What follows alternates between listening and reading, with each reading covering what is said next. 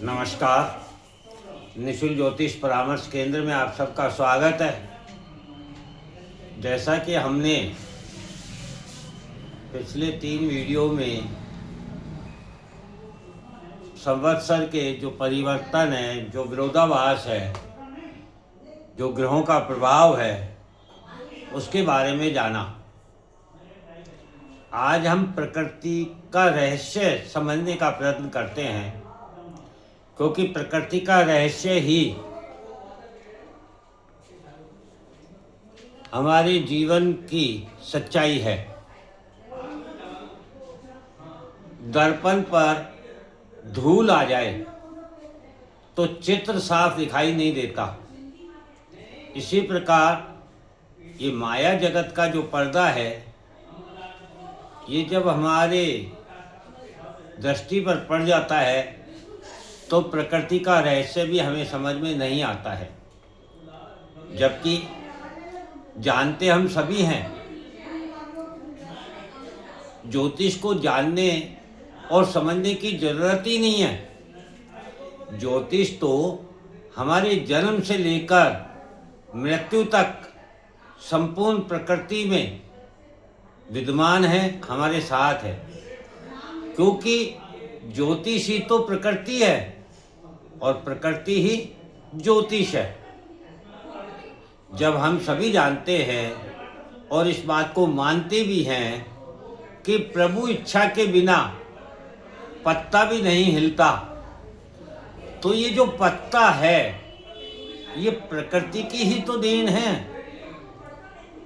इसी प्रकार हम सभी ये भी मानते हैं कि जन्मदाता, पालनकर्ता, मृत्युदाता भी भगवान ही है। उसकी इच्छा के बिना कुछ भी संभव नहीं है।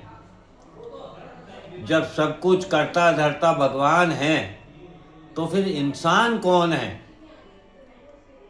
इंसान भगवान की ही देन है, जिसे कर्म करने की आज़ादी है। ये जो हमें कर्म करने की आज़ादी है, इसे करने के लिए ही हमें बुद्धि प्राप्त है। तीनों लोकों में बुद्धि एवं कर्म करने की आज़ादी केवल मानव को प्राप्त है। शेष किसी भी जीव के पास ना तो बुद्धि ही है और ना ही कर्म करने की आज़ादी है। फिर वह चाहे पशु हो, वनस्पति हो, देवता हो या त्रिदेव स्वयं क्यों ना हो।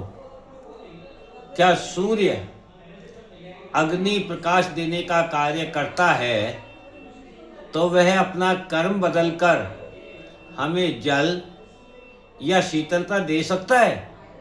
नहीं दे सकता, क्योंकि वह अपने तत्व एवं स्वभाव से बंधा हुआ है।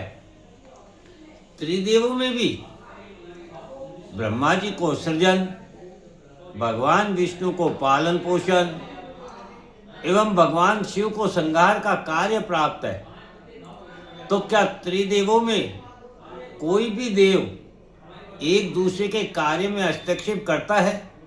नहीं करता, क्योंकि सभी त्रिदेव अपने अपने स्वभाव से बंधे हुए हैं। माता सरस्वती बुद्धि वाणी की दाता हैं, माता लक्ष्मी भोग की दाता हैं, तथा माता पार्वती दुष्टों की संहार करता है। तो क्या कोई माता किसी अन्य माता के कार्य में हस्तक्षेप करती है? नहीं करती, क्योंकि सभी माता के स्वरूप अपने अपने स्वभाव से बंधे हुए हैं। तो फिर क्या है प्रकृति का रहस्य जिससे हम अनजान हैं? इसके लिए हमें प्रकृति को समझना होगा। प्रकृति ब्रह्मांड के द्वारा निर्मित है। ब्रह्मांड 5 तत्वों से मिलकर बना है। पृथ्वी, जल, वायु, अग्नि एवं आकाश, ये 5 तत्व ही ब्रह्मांड है।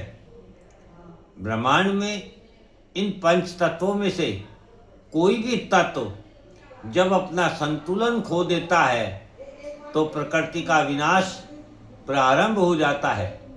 ये हम सभी जानते हैं। तो हम सभी ये भी जानते हैं कि पृथ्वी पर उपलब्ध सभी संसाधन भी प्रकृति के द्वारा ही उपलब्ध कराए जाते हैं, अर्थात प्रकृति देने का कार्य करती है। यही तो प्रकृति का रहस्य है। प्रकृति कौन है? जो देना जानती है। इसी रहस्य को यदि हम जान लें, समझ लें और देने की प्रवृत्ति को धारण कर लें, तो क्या धरती पर किसी भी प्रकार की कोई समस्या, पीड़ा, दुख, कष्ट हो सकता है? नहीं हो सकता, क्योंकि जो भी समस्या, कष्ट, पीड़ा, दुख, लड़ाई झगड़ा, द्वेष, ईर्ष्या, कंपटीशन, अहंकार, काम, क्रोध, लोभ, मोह, माया, बंधन, वे सभी मानव के पाने अर्थात प्राप्त करने, लेने की इच्छा के कारण हैं। मानव सभ्य होते होते सभ्यता की परिभाषा को भूल गया, क्योंकि मानव का विकास पशुता से ही हुआ है। पहले मानव प्रकृति प्रदत्त पहाड़ों की गुफाओं में निवास करता था। प्रकृति प्रदत्त वनस्पति से ही पेट भरता था और प्रकृति प्रदत्त वनस्पति के पत्तों से ही शरीर को ढकता था। प्रकृति प्रदत्त जल सेवन करता था, अर्थात जो कुछ मानव के पास था वह प्रकृति प्रदत्त था। वह प्रकृति आज भी जो मानव के पास है वह प्रकृति प्रदत्त है। जब मानव नहीं था प्रकृति तब भी थी, जब मानव नहीं होगा प्रकृति तब भी होगी। जब से मानव संग्रहण करने लगा है तभी से मानव स्वार्थी हो गया है और स्वार्थ के वशीभूति द्वेष और ईर्ष्या करने लगा है। संग्रहण की क्षमता के कारण ही अहंकार का जन्म हुआ है और अहंकार ही प्रकृति के विनाश का कारण बना है। जो आप अभी वर्तमान में हम सभी विश्व स्तर पर घटने वाली घटनाओं को देखकर महसूस कर सकते हैं, समझ सकते हैं कि ये विनाश अहंकार के कारण है। तो इसका उपाय क्या है? देने की प्रवृत्ति ही प्रकृति की रक्षा करती है। अच्छा, यहाँ पर समझने वाली जो बात है वह यह है कि हम दे क्या सकते हैं। तो जैसे हमने प्रकृति के रहस्य को जाना कि सूर्य अग्नि तत्व का है, उसके पास ऊर्जा है, प्रकाश है, तो वह जल नहीं दे सकता, अग्नि दे सकता है, ऊर्जा दे सकता है, प्रकाश दे सकता है। अर्थात स्पष्ट है कि हमारे पास जो है हम वही तो दे सकते हैं। और ये जो कुछ हमारे पास है ये प्रकृति की ही तो देन है। इसमें हमारा क्या है? सब कुछ तो हमें प्रकृति ने दिया है।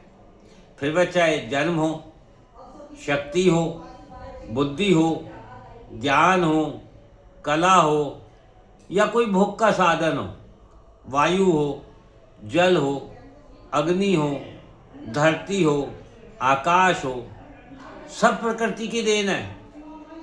तो जब हमारा कुछ है ही नहीं तो हम स्वयं भी तो प्रकृति की ही देन है। और जब हम स्वयं प्रकृति की देन है तो फिर संग्रहण, स्वार्थ, अहंकार कैसा? बस यही इतना ही हमें समझना है, क्योंकि प्रकृति का रहस्य बहुत बड़ा है, विस्तृत है।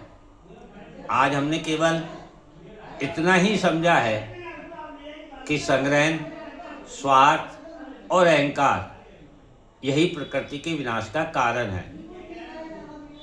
इसको और आगे समझने के लिए हम कल फिर इसी पर चर्चा करेंगे।